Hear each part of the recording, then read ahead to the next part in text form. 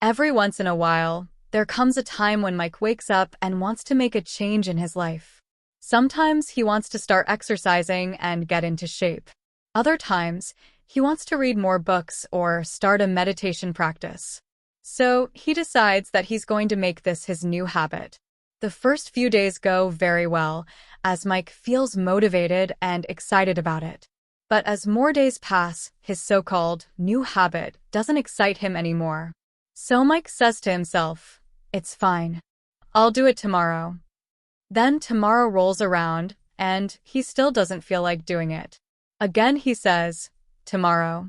This keeps on happening until his desired new habit is nearly forgotten. However, Mike isn't alone in his struggles, as we've all been there at one point in time. But why does this happen? Why is it so hard to follow up on our new habits? Well, one of the reasons is that the habit we're trying to form can seem a little overwhelming, so we have this mental resistance. In the beginning, when we're super motivated, it's much easier to do something. For example, going to the gym for 1 hour doesn't seem that hard because the initial motivation is a powerful driving force. But when we're motivated, it's also easy to impose some super high expectations on ourselves. We think, okay, so I went to the gym for 1 hour the first few days. From now on, I'll go to the gym for 1 full hour every single day. But once that initial motivation fades away after a few days, there is now nothing that's driving us forward, and we haven't really formed a habit yet. That's why, when we're unmotivated, we'll probably just skip the gym altogether, as dedicating a whole hour to it seems daunting. So instead of relying on motivation to push us forward, we should focus on making our new habit an actual habit. Let me explain what I mean by introducing you to the 2-minute rule. When the expectation is to read the whole book, meditate for 1 hour, or run 10 miles, your habit can be quite hard to start. Most of the tasks that you procrastinate on aren't actually difficult to do. You just avoid starting them because you make them seem so. The idea of the 2-minute rule is to trick your brain into thinking that the habit you're about to do isn't hard. So, what you want to do is break that big habit down into a small 2-minute version of it. Your goals obviously can't be completed in 2 minutes, but every habit can be started in that time. And once you start doing something, it's much easier to continue with it.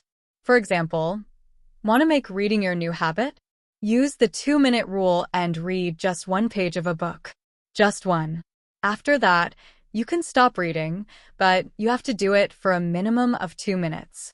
The end goal might be to read the whole book, but the expectation should be to just start reading, no matter how little. People often think that reading 1 page is pointless. But a new habit should not feel like a chore, or you'll start to despise it. The actions that follow can be challenging, but the first 2 minutes should be easy. The point of any habit is to make it a habit in the first place. You're not expected to do it to a maximum degree until you collapse from exhaustion. So first, you need to train yourself to just start by taking the most simple baby steps. Once you start, it's so much easier to just continue because that mental resistance is now gone and you're already doing the habit you wanted to. Using the 2-minute rule, your goals should change to something like this. Become a writer becomes write just 1 sentence. Floss all my teeth becomes floss 1 tooth. Run 3 miles becomes put on my running shoes and go outside. All of these things are easy to do. However, they are super important, as they're what get you started. You can't write a book if you can't even write a single sentence. Neither can you be an athlete if you can't put on your running shoes.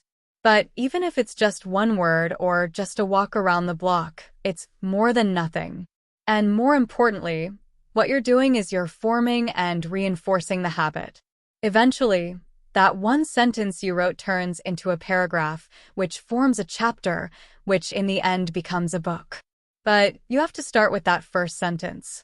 Let me give you an example of how I used the 2-minute rule in my own life. I've always wanted to play the piano, so I bought myself one. For the first week, I was excited and motivated to play, so practicing wasn't a problem. But when that beginner's motivation faded, I started playing less and less. However, I took notice of this, so I set myself a goal to practice every day for 1 hour. Again, for the first few days, it sparked some new enthusiasm, and I started playing again. But just like before, the motivation eventually waned and the piano started gathering dust. Even if I wanted to play, my brain really disliked the thought of doing 1 hour of grueling practice.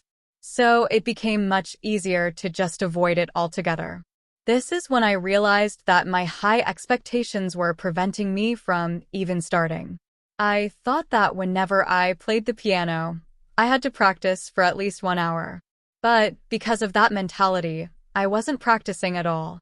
However, after applying the 2-minute rule, my goal changed dramatically. I changed my objective into a new one. Play anything on the piano for just 2 minutes. That's it. There was almost no mental resistance since playing anything, no matter how badly, for just 2 minutes is a piece of cake. And my brain also liked the idea of doing something so simple. But the real magic was that it was much easier to continue practicing for longer after that. I mean, I was already sitting there and playing. So, why not just keep on going? So I did. The 2-minute rule allowed me to make playing the piano a habit, and I actually haven't broken the streak since that day.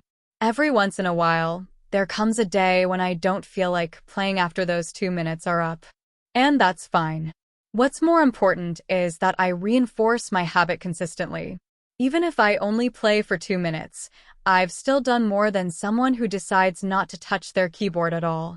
Ultimately, I can't be a pianist if I can't even play for 2 minutes. So I encourage you to employ the 2-minute rule yourself whenever you are struggling to stick with a habit. The most important part of any new habit is just getting started. It's not about how well or for how long you do it. It's about consistently taking action towards it. Instead of trying to create a perfect habit from the start, do the easier thing on a consistent basis. That's how you'll make your habit an actual habit. Writing one sentence is better than not writing anything. 1 minute of piano practice is better than none at all. And 1 minute of reading is better than never picking up the book. It's far better to do less than you hoped for than to do nothing at all. There will be plenty of time to improve your performance later on. Remember, you can't improve a habit that doesn't exist. Just start, and the rest will follow. Thanks for watching.